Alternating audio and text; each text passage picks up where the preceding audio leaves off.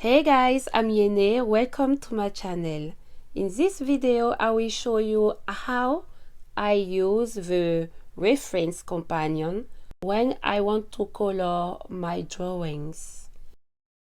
Before all of that, I'm going to import a photo, resize it, and I'm going to lock the layer where the photo is and open a new layer. And then I'm going to trace the photo. I'm not going to show you the process. This is what I did for a long time. I will pick the color, go on the layers, and check the layer 1, and I will drag the color like this.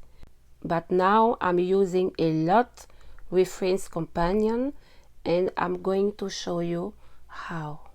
You go on actions and canvas, and you click on reference, and you will see this window, guys. You can zoom, resize it, and also move it around. Near canvas in blue here, you will see image. You click on it. You can import any image. So I just imported from my gallery, and you can zoom. And now I can pick the color and then work easily on my drawing.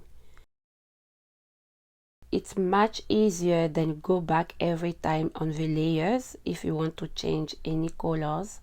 I hope you liked this video. Don't forget to subscribe, like, and comment. I really appreciate it.